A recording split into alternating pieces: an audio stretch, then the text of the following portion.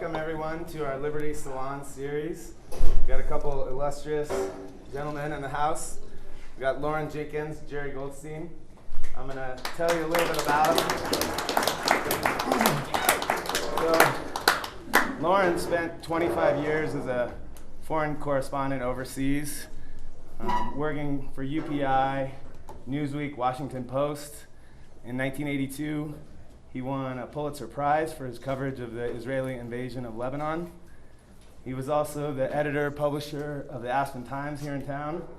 And most recently, for the last 15 years, he was the leading foreign correspondent for NPR, heading the international desk. And the last guy out of the embassy in Vietnam.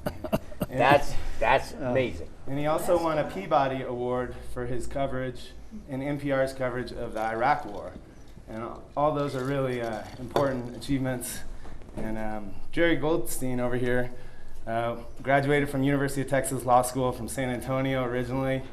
He was the president of the Texas Criminal Defense Attorney Association, as well as the president of the National Criminal Defense Attorney Association. He wrote an amicus brief on Noriega, represented Keith Strube, and was instrumental in the founding and the promotion of NORML, the National Organization for the Reform of Marijuana Laws. And he was also a close friend, as was Loren's, of Hunters. And they've both come here to talk about things that they're passionate about, which is what the Liberty Salon is all about. Getting interesting people to talk about things they're passionate about. And I want to thank Grassroots TV for filming this. And we're going to start with just a few stories from each of them. And then we're going to have a few questions. And then we're going to open it up for talk. So if anyone has any questions, feel free to raise your hand. We'll have the opportunity later on in the talk. We're not going to go very long. I think an hour tops, maybe less. But I'm going to start with Loren here, and he's going to talk about the Vietnam War and his experiences in the 60s as a foreign correspondent. Did you say that he was we're not Yes. asking questions right now. Yeah, Okay, sorry. yeah. Let us start, and then you can ask questions. All right, I'm going to be really brief about what happened to me in the 60s and what it really means today. I don't want to get bogged down in old history, but I think there's a lot of lessons to be learned from history and from our experiences. I came here a long time ago. I was a ski instructor. I did every goddamn job you could do in Aspen as a ski bum way back. Waited tables, bus tables, taught skiing only because that was a way to get free skiing. But at one point, as the 60s happened, I realized I didn't want to spend my life doing that. And the Vietnam War had raised its ugly face. And in those days, unlike today, we were all subject to being drafted. Now, I basically, despite honoring our good friend Hunter, was a pacifist and hated guns. I was not interested in ever getting involved in wars or conflicts or everything else. But as I saw the war developing in the 60s, I was opposed to it. I was subject to the draft. Honestly, I did everything I could not to be drafted. When the draft board tried to get me, I quickly joined the new Peace Corps and went to Africa and taught school for 2 years rather than go to war. Came back, went to graduate school, and decided, I need to get out of this country. I didn't like what was happening, where it was going. I became a journalist and went abroad, went to Europe. Thought, this is really what I want to do. God, what a great life. I'm a journalist in Paris. And the strange dynamic of the world at the time, if you became a journalist, slowly things edged you towards the big story of my generation, which was the Vietnam War. As someone who tried to avoid the draft and someone who really didn't like war and all that. I thought I was safe in Europe, but slowly things happened. I was working for Newsweek in those days, and I was in Madrid, and they said, oh, our correspondent in Beirut hurt his back. Could you go over for 2 weeks and help out? This was early 60s, late 60s actually, by the time I got there. And I went out to Beirut, a place I knew nothing about, and all of a sudden, the next thing I know is I was appointed to be the Middle East correspondent for Newsweek. At a time of, all of a sudden, warfare broke out. There were wars on the Suez Canal. There was civil war in Jordan. It was all this happening. And I thought, okay, all right. I mean, it was a good story. As a journalist, you tend to gravitate to what are good stories. And no, I didn't have any affinity for what I was doing. I did what I did. And the next thing I know is they said, we're going to promote you and send you to Hong Kong, and you're going to be the chief Asia correspondent for Newsweek. And I thought, that's great. Nixon had just gone to China. I thought, oh, this is great. China's opening up. I'm going to be a China expert. This will be a fascinating experience. So I went to Hong Kong. It happened, I went to Hong Kong when the owner of the Washington Post and Newsweek was opening the Newsweek, an Asian edition of Newsweek. And I arrived there, and there were all these parties to sort of sell the new Newsweek in Asia. And I was sitting at a table next to Kay Graham, my boss, the publisher, the owner. And an event happened in Cambodia. And I'm supposed to be the new Hong Kong bureau chief. China was what I was interested in. And everybody of Newsweek was at this meeting with the owner at these parties, and we're launching this new edition. And I finally, the guts of journalism got to me, and I turned to Kay and I said, I guess one of your correspondents ought to go to Cambodia, where a dissident pilot had taken a plane, had bombed the presidential palace. All of this was the background to the Indochina War. So I flew off to Cambodia. And I said, I arrived, I found the story, and it was quick and easy, a pilot bombing the presidential palace. And then I said, I'm back to Hong Kong. And as I was checking out of my hotel, again, a pacifist, someone who didn't like violence or war, and there was a message that said, oh, on your way back to Hong Kong, would you stop in Saigon? It was halfway between Cambodia and Hong Kong, and it was an hour flight, and I said, okay, sure. So I arrive in Saigon. This was 72, and there on the tarmac is a correspondent from the Newsweek Bureau, and I walk out off the plane, and he says, welcome, Chief. I said, what do you mean, Chief? He said, oh, didn't they tell you? I said, tell you what? Oh, they've just made you the Vietnam bureau chief. And I said, I'm the Hong Kong bureau chief. They said, oh, well, they're combining them. They're making it all. And I said, well, what happened? When I went to Hong Kong 10 days ago, the Newsweek correspondent at the Pentagon was sent to be the Hong Kong bureau chief.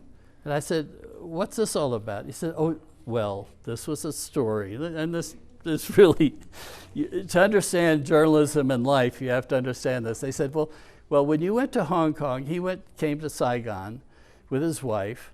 And in Saigon, we had an office in this great old hotel in the center of town. And about 3 blocks away, the bureau chief in Saigon was assigned this great old French colonial villa that had been where the bureau chiefs always stayed.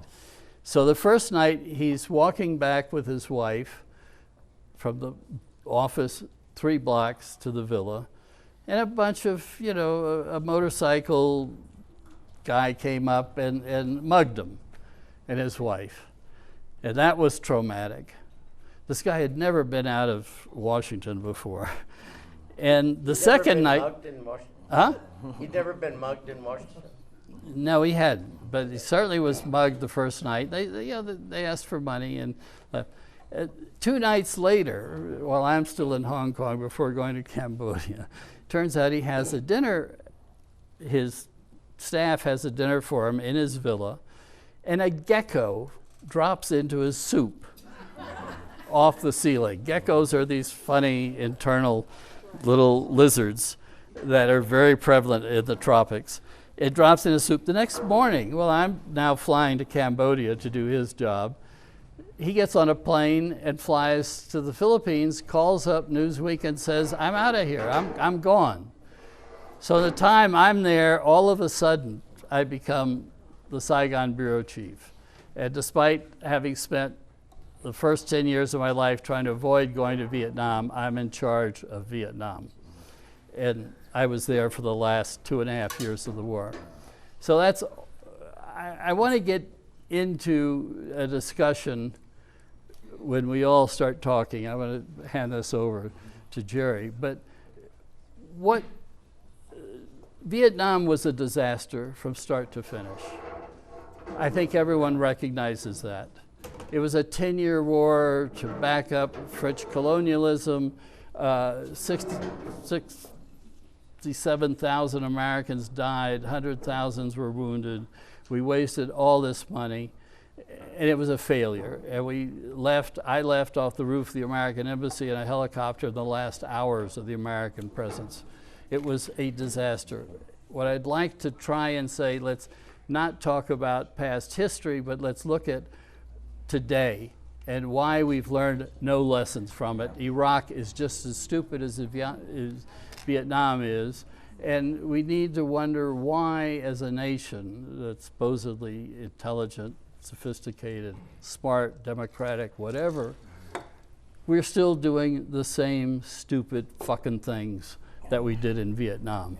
So, Gerry, on to you, and we can come back, but this is the subject I'd like to talk about is today, based on the failures of Vietnam, but why we haven't learned anything. And I want to bring the talk a little bit back to just a little background about how history repeats itself. I always said history doesn't repeat itself, but it rhymes.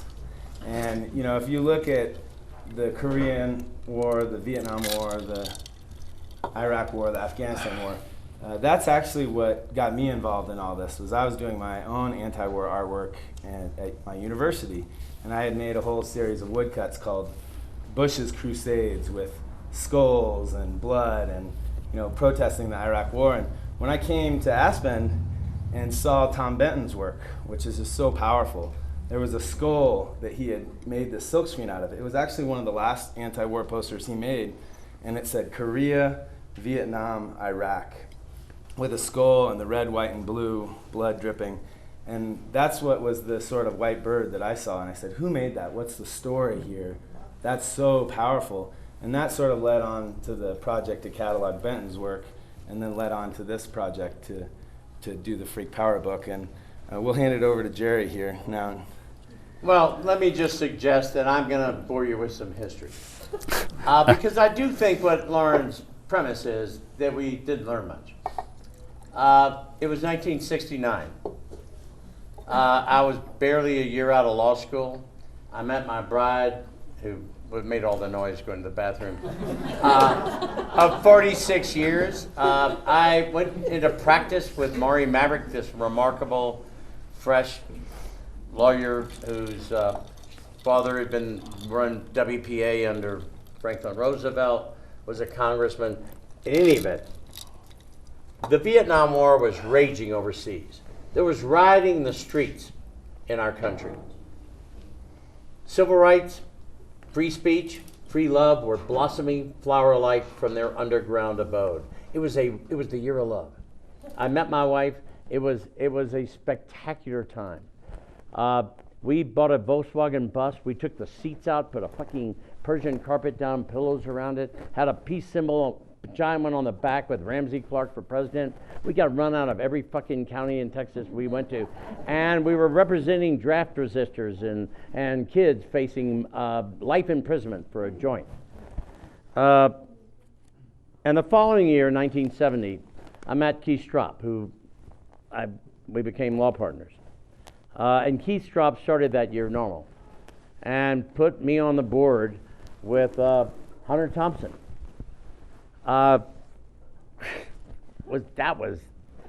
still in, Hunter always said, where were you when the fun stopped? It never fucking stopped. If you knew Hunter Thompson, you lived with Hunter Thompson, it never fucking stopped. He was a solitary and strident voice against our country's shameful war against drugs. He railed against what he called the human jackals. He described them as greed heads. They were transforming this magic valley into something none of us wanted to see. His warning was a clarion call, I think, to what has come to pass, which is a country that has the most amazing, disparate inequality between the haves and the have-nots, between the distribution of wealth. That actually is the most strident that this country and perhaps the world has ever seen. A country that wants to imprison more of their people than the rest of the Western world combined. We talked about it last week. At the cost of $50,000 to $60,000 per bed per year, we could be sending the fuckers to Harvard. We could actually do something better than what we're doing. A country that has decided that killing people who kill people will discourage people from killing people. With the arrogance that somehow we are capable or qualified or equipped, the arrogance of thinking that, to decide who among us should live and who should die. I think, and Hunter understood those things, and he inspired us. There was a 1970s documentary called High Noon that DJ is well familiar with. There are disparate arguments about whether BBC or ITV did it, but I will tell you that it chronicled Hunter's race for sheriff in 1970, the Freak Power movement, but it did it in real time. And what I would suggest to you that DJ Watkins' thoughtful and powerful treatise and compilation has done, it's a retrospective, and it's done through the prism, a prism that has the added patina of time to look through. And what we've learned from all of this and the book is that yes, Hunter Thompson lost his bid for sheriff of Pitkin County. But through his Freak Power movement, he spawned a succession of probably the most enlightened law enforcement this country has ever seen. Starting with Dick Kleindienst, a quarter century of Bob Broadus, our second term with Joe DeSalvo. We are blessed and privileged to live in this little village that's run by these folks. Now, thank you.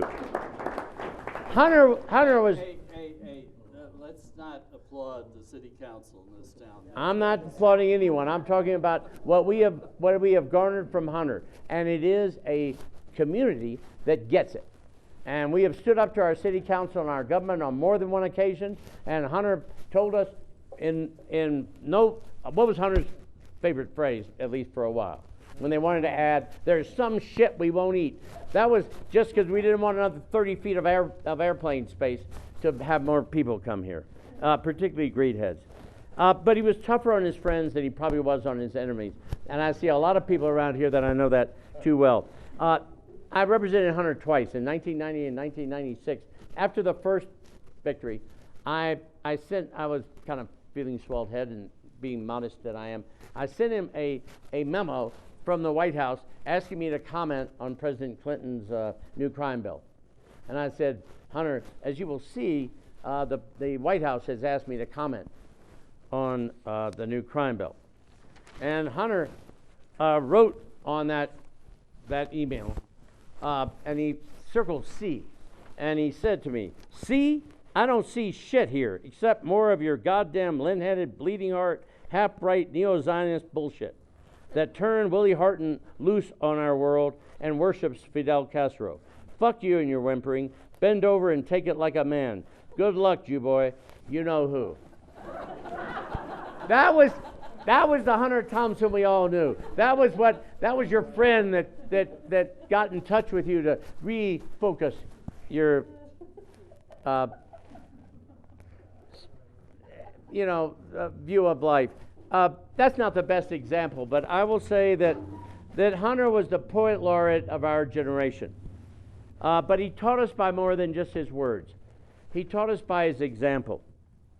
And in many ways, and for many of us, he was the conscience of our generation. And you can see it on these walls. And after each of our cases, he would publish my letter to him at the end.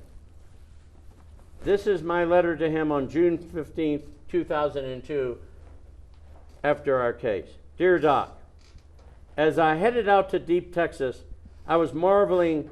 I was about to go into a trial with 9 African Americans in a city that had no African Americans on juries. I was marveling at your huevos for standing up to our hometown police when they ran amok through your roost on our farm. Your willingness then and now to take a stand against intolerance whenever and wherever it raised its ugly head is a testament to you and your life's beliefs.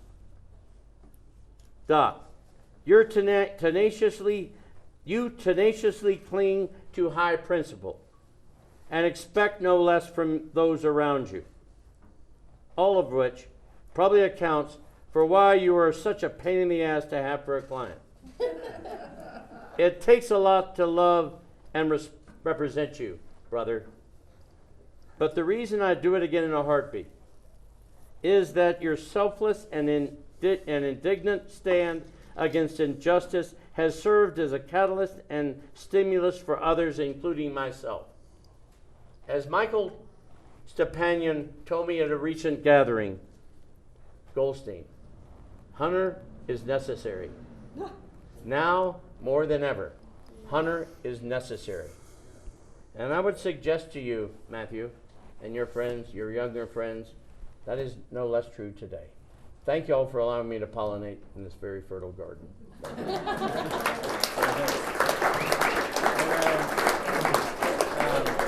we're going to do now is we have a few small questions, short questions, and then we're going to sort of open it up. Do you have a question? This is Bob Broadus, former sheriff. DJ's held a gun to my head. He wants Loren to talk about a time when he needed a transfer of currency in Saigon in order to pay his Newsweek staff. All right. So as I said, as a pacifist who never wanted to cover war, I ended up in the middle of the Vietnam War as a journalist. When the end came in 1975, and the North Vietnamese were pouring over the borders and moving south towards Saigon, and it was, for you mountain people, I will tell you an interesting little anecdote of how technology changed before I answer this question. I had actually gone to Everest on a minor climbing expedition in 1975. The world of journalism is bizarre and fun, and that's why we were in it. But a year before, I had my foreign editor at Newsweek had gone to New Delhi, and I, as his correspondent, had to go there and sort of pave the way for him and all these interesting things. And we ended up at the American ambassador's residence one night, and he started talking about this story about how trekking and mountain climbing was this environmental danger to the whole Himalayan Ganges River basin because they were cutting down the trees, it was silting, the dams were, it was a beautiful environmental story. And as we walked out as a former climber and all this, with my foreign editor, we left the ambassador's Moynihan's residence. I turned to him and I said, that sounds like a real story we should do. And I'm thinking, great, I'm going to get to go and make an expedition in the Himalayas at Newsweek's expense. And so my foreign editor at the time said, absolutely, next time you got a reason to go to Nepal, go up to Everest and do this whole story. So indeed, a year later, there's a new king of Nepal being crowned, King Birenda, and I sell Newsweek the idea we should go do that. And then I remind the foreign editor, I said, you said the next time I'm in Nepal, we should go up and do this environmental story and then the whole Khumbu Glacier below Everest. And he said, great idea, do that. So I immediately called several friends who came out from Aspen, who were climbers, and we organized on the side of this, covering the coronation of the King of Nepal.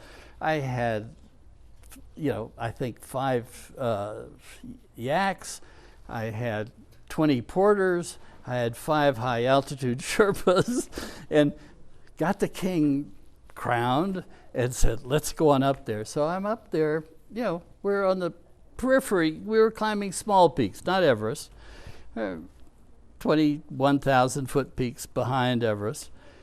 And come down one day, we had this high camp, I think it was about 20,000 feet, and I come down one day and here's a Sherpa who's been walking for 5 days with a message for me.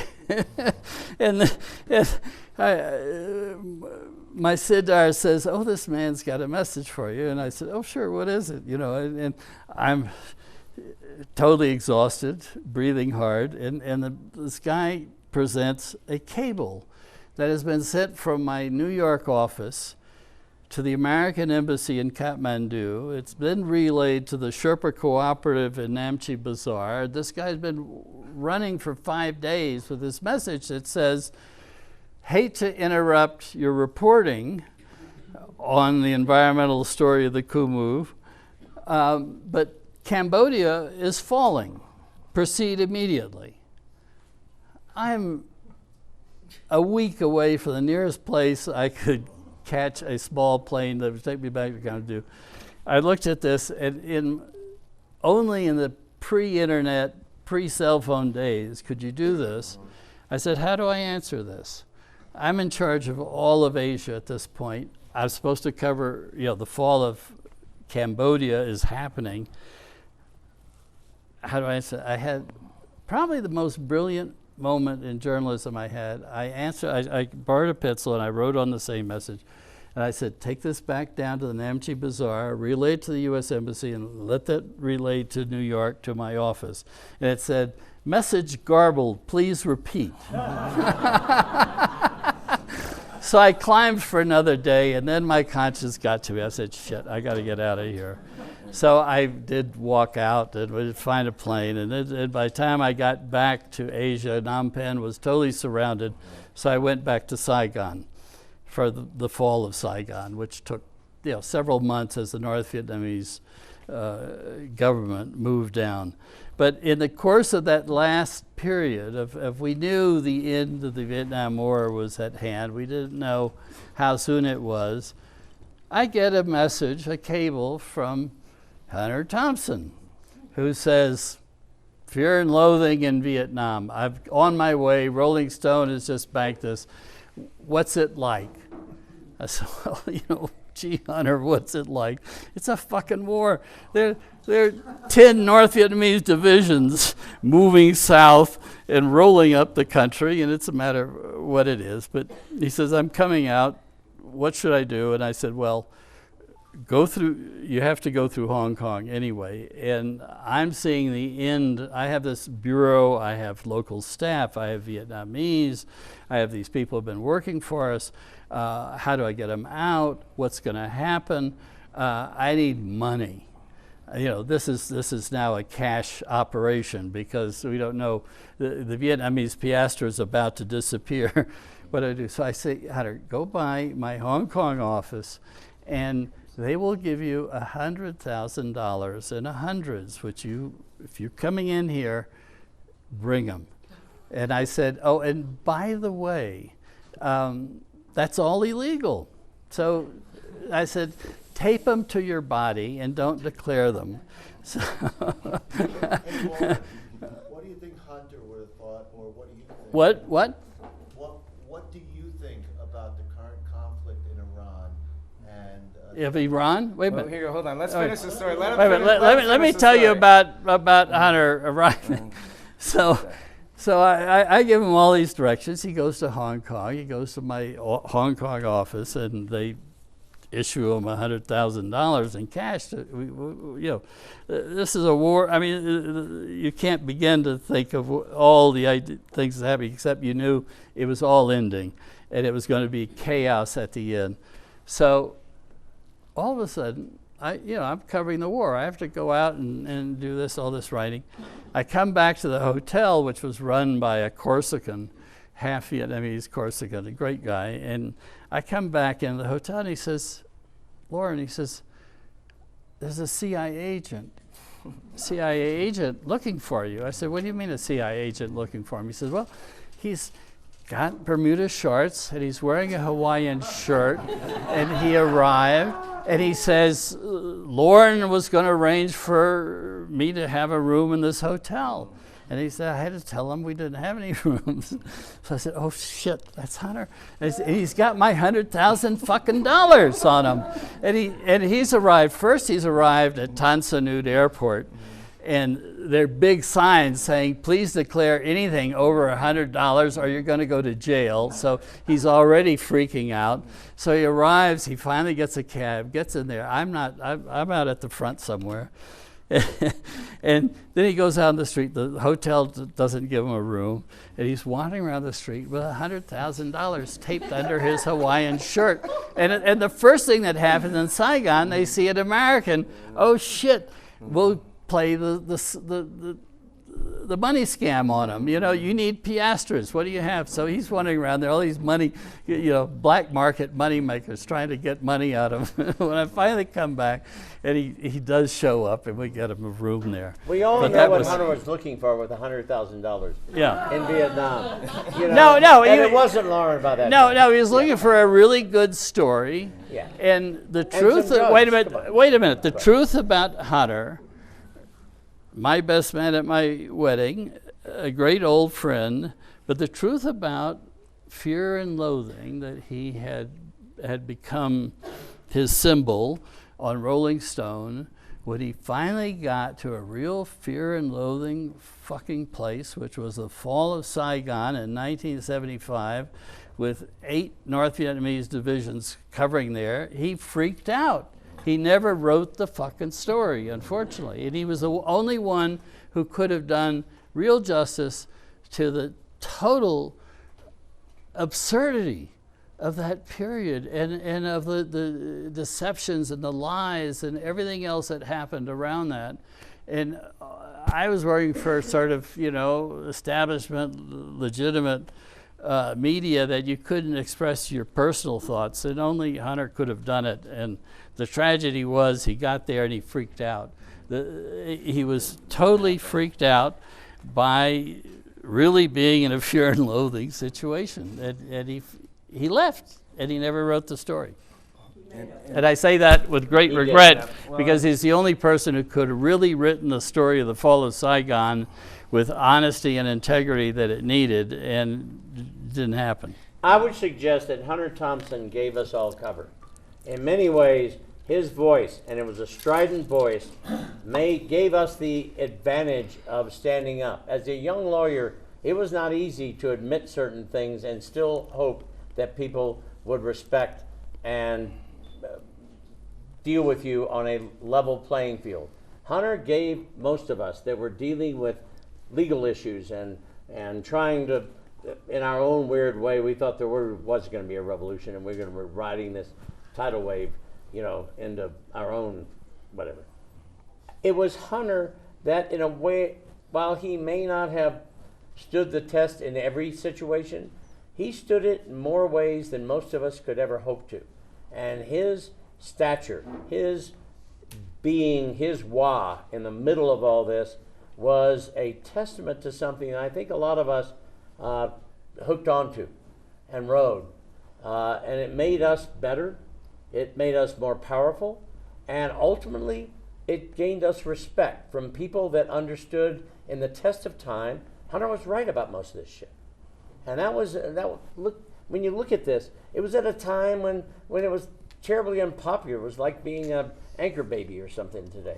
You know, it was whatever people didn't like. Are you using Jeb Bush's expressions these days? I'm sorry. I'm just saying that there is all this shit that people are unhappy with about America that, quite frankly, probably are a testament to our best character.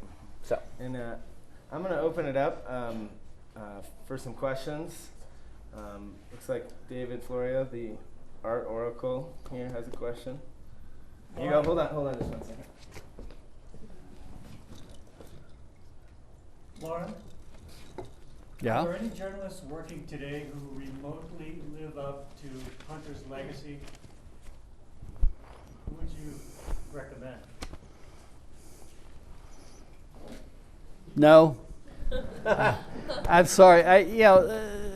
There's good journalism and bad journalism. I mean, Hunter was, as a writer, if you look at history of American journalism, probably there are very few people that were hit that level. I think Mark Twain hit it. There are a few people who hit it early in the 20th century. It was very particular. His vision and willingness to go cut across the grain and say not only unpleasant things and deal with unpleasant realities that people ought to know, but who had the talent. I mean, I'm a writer. I was still in awe in his use of language. He was special in that in my generation. And I don't think there's anyone today at that level. There are not that many people that reach that level. And, there may be someone in the future who does, but right now I don't see anyone that was at that level of honesty and brutal expression in brilliant prose. Who do you respect? Who do you read? Who do you read? We're gonna take. Who do I read? Oh God, I read so much every day, but no one at that level. If you want to ask the next question. I mean, Who has another question? Anyone out there? Maybe a question for Gerry? No, you're X'd out. No more questions from you. Anyone back there? Anyone? So maybe Gerry, you could talk a little bit about what Hunter taught you. I mean, you guys both seem to have a lot of respect for Hunter. There's a question. Okay, cool. I know it's late, but thanks. What we heard was great. Loren, I'd like to ask you, in this day and age of sensationalistic journalism that we have all over the internet, Facebook, all kinds of stuff, what can we believe is true now? How do we cut through back to the honesty of the Gonzo of Hunter Thompson? How can we do that? well, you can start by not listening or believing anything that fucking Fox News puts out. Truth is a really hard thing to deal with, and there's good journalism, there's bad journalism. A lot of people want to assault journalists, and there's reason to at times. I mean, I'm a great critic of Fox News. I think they're giving you a lot of bullshit. I mean, I think it's disgraceful. It is not journalism. It's a difficult field because good journalists try to get at the truth by finding the evidence. So you go back to Vietnam. There used to be every night at night, there was a 5 o'clock follies. At 5 o'clock, the military would brief, And all the press corps that was in Saigon would gather around and take notes. And their briefs were, oh shit, we're winning this war, we just did great. We killed, 100,000 VC or 100 VC over in this village, and we killed 50 VC there.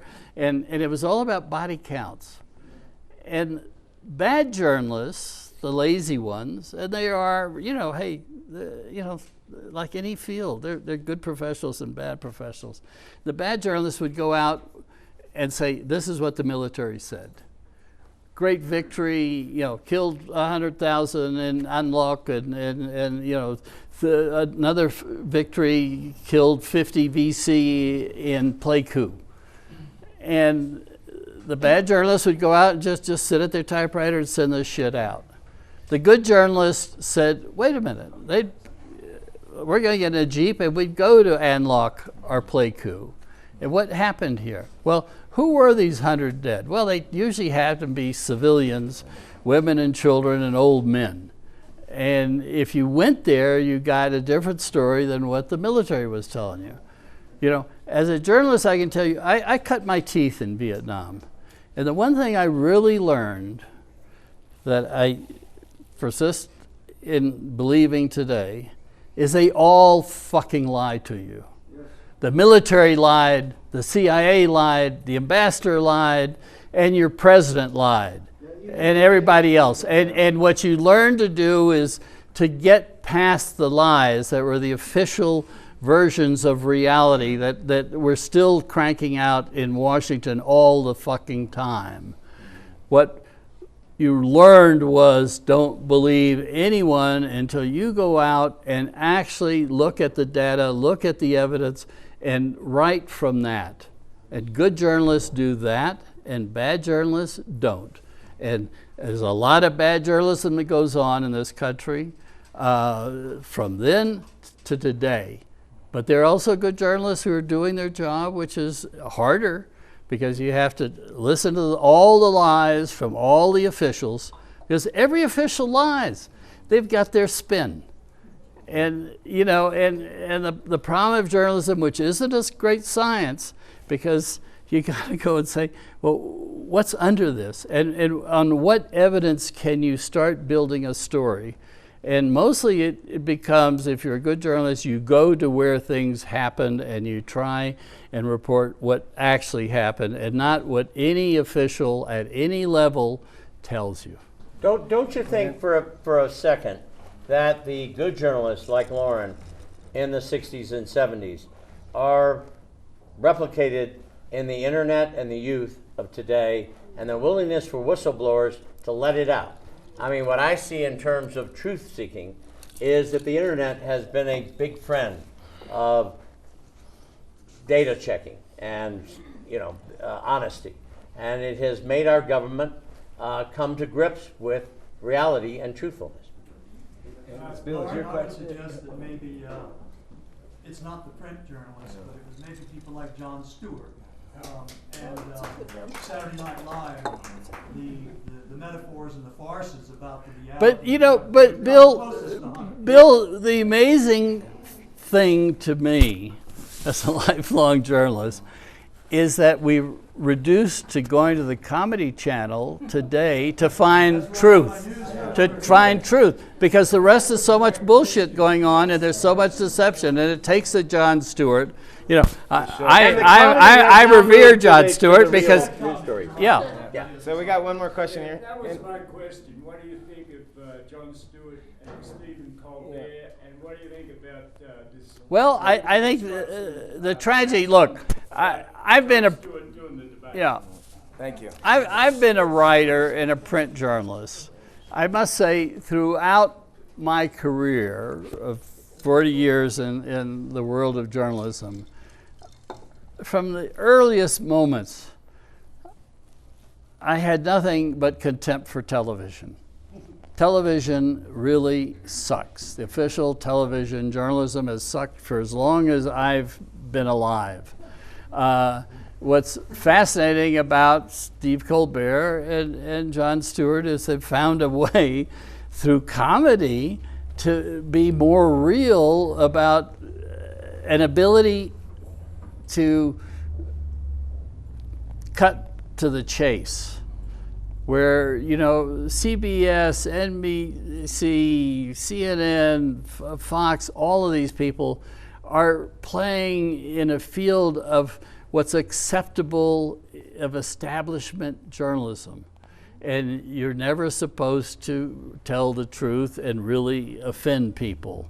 And that's the problem. And someone like Jon Stewart and Steve Colbert find a way to say, this is all bullshit. And what goes on in the establishment world, in the bubble of Washington, you know, I mean, Washington is full of fucking fools. I mean, you know, I'm sorry. Like You know, Washington is full of. I've lived there. I've worked for the Washington Post for 10 years. I worked for NPR for 15 years in Washington.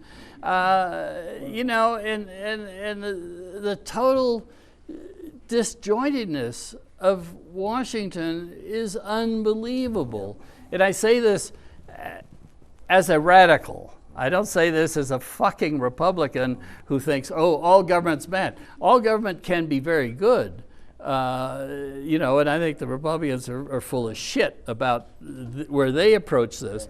But even as a radical, you look at it and you say, you know, why do those people know more? You know, why do we, I go back to Vietnam. You know, what I started to say about Vietnam, and that was under Democrats, okay? And they went into Vietnam. No. Let me just say this. If you go to the museum, the National Historical Museum in Saigon, that's been there forever. The first floor is a bunch of behind glass images, dioramas of Vietnamese history. And you walk around the main floor, you look at every one of these dioramas, and every diorama there is about a battle against their neighbors. The Chinese, the Thai, the Cambodians, the Laotians, the Chinese again, the French, you know, you name it. And there's 1,000 years of history there about the Vietnamese fighting to be left alone, to be independent Vietnamese. And they've fought every one of their neighbors for 1,000 years. And you say, did no American diplomat or policymaker actually go there before we got involved in the Vietnam War and see, wait a minute, we're talking about an ancient culture that's fought for 1,000 fucking years for their independence. We're going to go in and play colonial politics or Cold War politics there and think we're going to win this? I mean, it's all there. And you go to Iraq, the same thing. If you knew what was really going on there, if anyone paid any attention to the history and who these fucking people are, you would never have gone to war there. And we go in with this naivete, as Americans, we can change the fucking world with exposure, you know, with our use of fucking military. And we fail. We've failed all of my life as a correspondent. I've covered failed American policy. Yep, and you know, we could go on about the war in Vietnam for a long time because it's not about Vietnam, it's about our war today in Iraq and Afghanistan, exactly. And the next war we'll probably do with Iran. Yeah. You know, and they'll all be failures. Yep. And I want to finish out and let Gerry give one last piece here. Are you done? Are we good? I think y'all have heard enough from me, don't you? Never, Gerry, never. Never give a lawyer a chance to. Yeah. Closing statement here from Gerry Goldstein. Let me add to the idea of what was important about all of our adventures overseas. Is the most, I think, telling and most important story is our war against ourselves, the war on drugs, the pitiful concept of and deplorable conditions which many Americans live in, whether in prison or in ghettos, where they're unable to reach out, and that's a part of our culture that we don't need to take great pride in. And Hunter was the most vociferous advocate for change.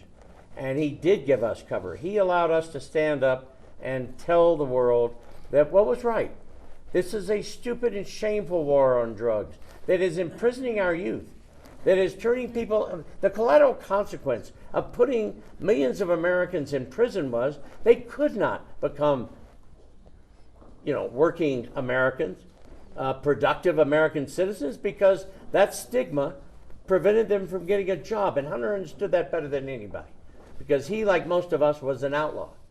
And he gave us strength to stand up and say that some of our laws are wrong, some of our cultural practices are hideous, and we need to change them. And so what I think is on the walls here was, I think, spawned by, Maury Maverick told me when I went to practice law, you didn't have a fucking conscience, Goldstein, you were sitting on it. When they told you it was your turn to go out and kill or be killed, you decided to be a lawyer. And he was right. I was trying to stay out of the war in Vietnam. I didn't have a conscience. And the idea that we now have the Hessians, the poor, the disadvantaged, the people of color, that we send into all these wars, most of them are there because that's a job. That's the only job they can probably find right now.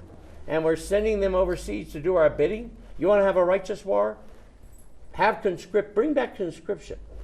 Make congressmen put their sons and daughters on the front line, and we'll have a just war. But there's so much that Hunter understood and taught us, and I'm a sycophant, an unabashed sycophant of somebody that taught me a great deal about life in this country. And part of it was to be willing to stand up and be counted. And the idea that all y'all are stupid enough to come here and listen to us talk, thank y'all. No. And by the way, wait a minute. This book chronicles. Before we go, I want one more statement. But before you say that, this book chronicles. Counselor. This book chronicles an origin of our species in this community. It starts in 1970, and it's a wonderful compilation of And we that. have copies of the book at the back in the corner there. Oh, the book, but let's end on a really important note about what's happened to our nation and our country, where we are no longer a democracy, we're an oligarchy, and we're being run by corporate America and people with big money. And if you look at this next election coming up, it's about who puts up the most fucking money. And I think this is a real existential question that we all ought to be addressing about the future of the United States of America. Support it's Trump not as a third-party candidate. That's how we do this. Yeah. Hey, let's all toast Trump and hope he runs as a third-party candidate and defeats the Republicans. Yes. Yeah.